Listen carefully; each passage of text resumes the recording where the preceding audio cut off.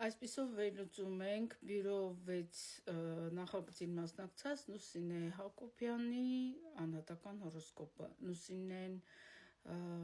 մասնակցել է այդ նախագծին 21 թվականին եւ եթե չեմ սխալվում 23 երևի թե 23 թվականին։ Ուրեմն նախ եւ առաջ Լուսինեն աչքի ընկնող մի հորոսկոպի դիրք ունի Լուսինը խեցգետնի մեջ, այսինքն Լուսինը խեցգետնի մեջ շատ խորը զգացողություններ է տալիս անհատը, կարողանում է խորությամբ զգալ իր շրջապատին, գեր զգայուն է, այսինքն շատ սենսոր իրավիճակ ունի եւ նա արդեն իսկ Լուսինը խեցգետնի մեջ անհատների մոտ ուրիշներին զգալու ունակությունը խիստ բարձր է, հետևաբար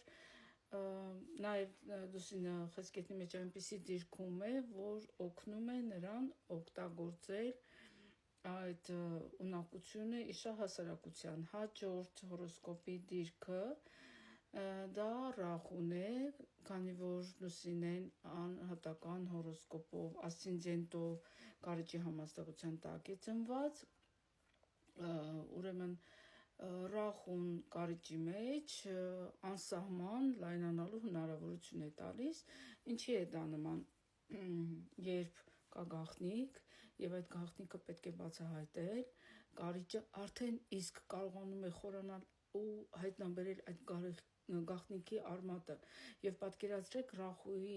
դիրքը հենց այդ կարիճի համաստեղության վրա, այսինքն բնականից կա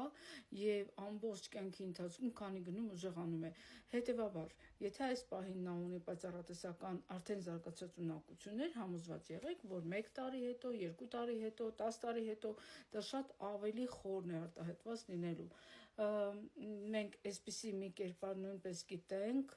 չեմ կարող իր անունը ասել,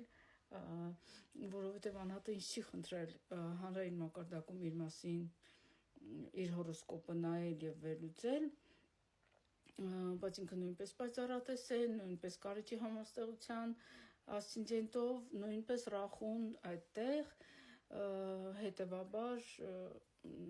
ես կարող եմ պնդել, որ կարիճի համաստեղությունը եւ Ռախուն կարիճի մեջ շատ ուժեղ պայծառատեսական ունակություններ է տալիս, ես դες հետո նաեւ զուգահեռաբար հայտնիների